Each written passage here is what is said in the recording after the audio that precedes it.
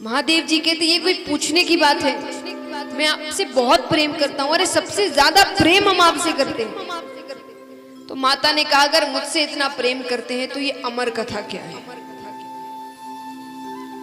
महादेव जी ने कहा इसके बारे में किसने बता दिया। नेत्र बंद करते हैं तो पूरा दृश्य सामने आता है। नारद जी आए थे, महादेव जी कहते ये ब्राह्मण देवता आते और अपना कुछ ना कुछ काम कर कर जाते हैं। महादेव जी ने कहा अब तक नहीं सुनाई तो अब सुना देंगे। माता ने कहा वो तो सुनानी ही पड़ेगी, पर अब तक क्यों नहीं सुनाई। महादेव जी कहते मैं आपको सुना देता, लेकिन आप महिलाओं में एक बहुत बुरी आदत होती है। कौन सी आदत। महादेव जी कह रहे, मैं नहीं कह रही, मैं खुद महिलाओं में क्यों कहूंगी महाराज। पर महादेव जी कहते हैं कि आप महिलाओं में एक बहुत बुरी आदत होती है। माता ने कहा कौन सी आदत। बोले आप कोई बात छिपा कर नहीं रख सकते। जहां चार महिलाएं मिली नहीं कि वहां सारी बातें बाहर। और ये कथा हर किसी को नहीं सुना सकते, ये बहुत गोपनीय कथा है। गोपनीय भी कैसे, नाम से आप समझ सकते हैं। अमर कथा, सुनने वाला अमर हो जाएगा। इसलिए मैंने आपको नहीं सुनी। माता ने कहा मैं किसी को नहीं बताऊंगी, अब मुझे ये कथा सुनाइए। ठीक है, महादेव जी कहते फिर आंख बंद करिए। आंख बंद करते ही फिर महादेव जी सीधा कैलाश पर्वत की ऊंची शिला पर जाकर बैठ जाते हैं। अब कथा आरंभ करने से पहले महादेव जी ने पहली ताली बजाई। एक ताली, एक ताली, सिर्फ पहली ताली बजाई। ताली बजाते ही जितने जीव जंतु थे कैलाश पर्वत पर वो सभी कैलाश पर्वत छोड़कर जाने लगे। ताली का बहुत महत्व है। आप किसी भी कथा सत्संग इत्यादि में जाते हैं तो आपको ताली बजाने को बहुत कहा जाता है। कई बार लोग झुंझला उठते हैं, इतना क्या बार बार ताली बजाओ, ताली बजाओ। बजा रहे हैं तो क्रोधित नहीं होना। क्यों? क्योंकि ताली बजाने का महत्व है। हम सिर्फ आनंद के लिए कि भाई ताली की आवाज आ रही है अच्छा लगता है, उसके लिए नहीं कहते। ताली का महत्व है। क्या महत्व है? अब स्वास्थ्य के लिए क्या महत्व है ये तो आपको श्री रामदेव बाबा बताते ही रहते हैं। स्वास्थ्य के लिए कितनी अच्छी है ताली, ताली बजाना चाहिए। बाकी महत्व है कि जब जीव भगवान से मिलन करने जाता है, आप कथा यानी कथा सत्संग यानी मिलन है तो भगवान से। अब विचार करिए, आप सब इतनी देर यहाँ बैठे हैं, 3-4 दिन, कई बार 4 घंटे हो जाते हैं, लेकिन सब अपने फोन को छोड़कर बैठे है कि नहीं। मुझे शायद इक्के दुक्के ही है जो कभी कभी फोन का इस्तेमाल कर रहे हैं, वरना सब फोन छोड़कर बैठे इतनी देर, वरना कोई बाहर फोन छोड़े ना।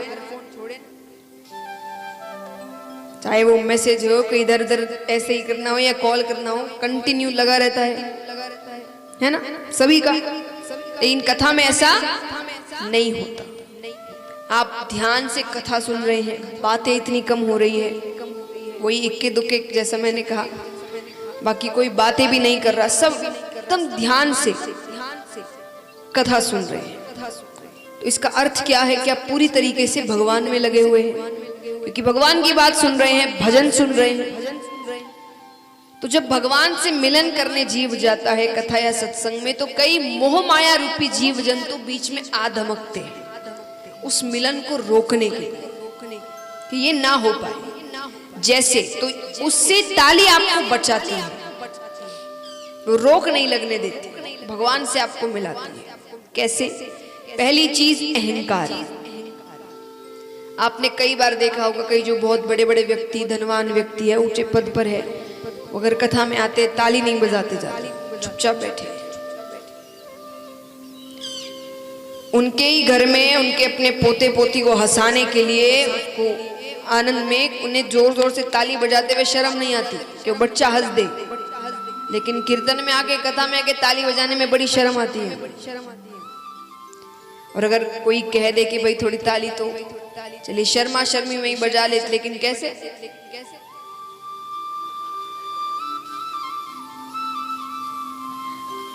ये क्यों होता है? कि अहंकार है। भगवान के दर पर भी हम सोचते हैं कि हम ये है, हम वो है। वो अहंकार आपको ताली नहीं बजाने देता। तो ताली बजाओगे तो यानी अहंकार नहीं है। अहंकार जो बीच में आने वाला था उसका पर्दा हट गया। दूसरा पर्दा आता है आलस्य। कईयों को कथाओं में नींद बड़ी आती है, जैसे पूरे दिन सोए नहीं, यहीं आकर सोना है। वो क्यों होता है? क्योंकि आप कथा ध्यान से नहीं सुनते, और अगर सुन भी रहे हैं तो चुपचाप बैठे हैं, तो नींद आएगी। अब जो ताली बजाते रहता है, जोश में रहता है, उसे नींद नहीं आती। तो इसलिए ताली बजाने से आलस्य का पर्दा भी हट जाता है। फिर होते हैं कुछ ऐसे जीव जंतु जो हमारे पास ही बैठे होते हैं, जो खुद तो कथा सुनते नहीं, दूसरों को भी सुनने नहीं देते। हर थोड़ी देर में सुपारी लोगे, सौंफ खाओगे, बिस्किट खाओगे, पानी पियोगे। अरे खुद नहीं सुन रहा, हमें भी नहीं सुनने दे रहा। और ये वही लोग होते हैं जो कुछ दिन बाद अगर उनसे कोई ऐसा व्यक्ति पूछे कि भाई जो नहीं गया कथा में, कथा कैसे? अरे बोले बड़ी अच्छी। क्या कहा कथा में? अरे बड़ी अच्छी कथा। कहा क्या? अरे इतनी अच्छी कथा हुई, वापस करवाएंगे। तो कहा क्या? बोले वो याद नहीं। अब शांत बैठोगे तो वो आपसे बातें करेंगे, ताली बजाते रहोगे, उत्साह में रहोगे तो आपको टोकेंगे नहीं। और टोका भी तो आप बता सकते कि भाई हम तो ताली बजाने में इतने मग्न थे, ध्यान नहीं दिया। जैसे आजकल नया तरीका, किसी से बात नहीं करना है तो भले ही उसके अंदर कुछ चल नहीं रहा है पर क्योंकि किसी व्यक्ति से बात नहीं करनी है, कोई टोके ना।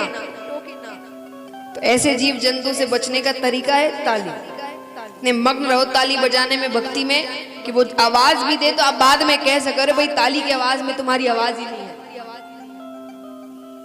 तो ताली आपको इन सभी जीव जंतुओं से बचाती है, इसीलिए ताली का बहुत महत्व है। और ये सब अगर नहीं रहेंगे तो आप आसानी से भगवान से आपका मिलन हो जाएगा। मिलन का अर्थ ही होता है कि आपको पता नहीं चला कि कब 3 साढ़े 3 घंटे निकल गए। इसका अर्थ है कि आप पूरी तरीके से भगवान में लीन थे, वरना समय समय का पता चलता है। ऑफिस काम में तो ऐसा नहीं होता, वहां तो कुछ देर के लिए ऐसा लगता है कि 1 घंटे अगर देखो तो 2-3 मिनट ही गुजरे होते हैं। और कई बच्चे हैं, उनके साथ स्कूलों में, कॉलेजेस में ऐसा होता है। लेकिन कथा में अगर आप भगवान में लीन हैं तो कब घंटे निकल जाते हैं आपको पता नहीं चलता। तो महाराज इसीलिए पहली ताली बजाई। दूसरी ताली बजाते हैं महादेव जी। तो महादेव जी का त्रिशूल कैलाश पर्वत की 3 बार परिक्रमा करता है कि कोई छिपकर तो नहीं बैठा। अमर कथा है, सुन ले तो अमर हो जाएगा, हर किसी को नहीं सुनाना है। तो परिक्रमा करके वो पता कर लेता है कोई छिप कर तो नहीं बैठे, कोई नहीं है। तीसरी ताली बजाते हैं, भक्ति में वातावरण हो जाता है, सुगंधित हवाएं बहने लगती है। अब महादेव जी कहते हैं कि मैं कथा आरंभ करने जा रहा हूं, पर मैं आपसे 2 बातें कहूंगा। कौन सी बातें? पहली बात तो इस कथा में, खास करके इसी कथा में, श्रीमद् भागवत कथा में, अमर कथा यानी श्रीमद् भागवत कथा, उसको पहले अमर कथा कहते थे। क्यों? क्योंकि उस समय कथा सुनने का अर्थ होता था हर बात को अपने जीवन में उतारना है। आज के जैसे कथा सुने, खड़े हुए, कपड़े झाड़े, चले गए। पहले जो भी सुनते थे उसकी हर अच्छी बात अपने जीवन में उतारते थे। तो सारी बातें उतारने के बाद कल्याण होना ही है आपका, इसीलिए पहले इसे नाम अमर कथा दिया गया था। तो अमर कथा है। तो महादेव जी कहते कि निद्रा रानी भक्त की परीक्षा लेने आती है। अगर आप कथा ध्यान से सुनेंगे तब तो वो चली जाएगी, और इतना सा भी ध्यान इधर उधर हुआ तो वो आपको अपनी गोद में ले लेगी। निद्रा रानी यानी नींद। तो आप ध्यान से सुनिएगा। महादेव पार्वती जी ने कहा ठीक है, लेकिन फिर भी सेफ्टी के लिए महादेव जी ने कहा बीच बीच में हो सकता है मैं ही कथा कथा कहते कहते कहते नेत्र बंद कर लूं। बंद मानी मैं सो ना जाऊं, पर मैं भक्ति में लीन हो जाऊं, कथा कहते कहते नेत्र बंद कर कर कथा कहूं तो मुझे दिखेगा नहीं कि आप सो रहे हैं कि नहीं। उठा मैं नेत्र खोल कर रखूं तो मैं ही आपको जगा दूं।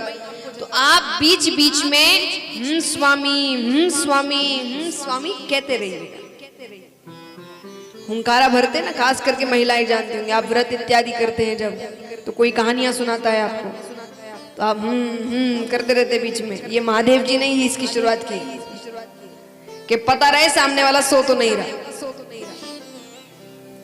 तो महादेव जी ने कहा कि बीच बीच में स्वामी कहते रहिएगा, मुझे आवाज आती रहेगी तो मैं कथा कहता रहूंगा, फिर सीधा अंत में ही रुकूंगा मैं। माता ने कहा ठीक है। कथा आरंभ होती है। आरंभ होते ही कल्पतरु वृक्ष के नीचे बैठे थे महादेव जी। उस पर एक सूवे का अंडा पड़ा हुआ था। सूवा यानी तोता, उसका अंडा पड़ा हुआ था, वो उसी समय फूट जाता है, उसमें से एक शूक बालक निकलता है। अब वो भी बैठे बैठे कथा सुन रहा है चुपचाप।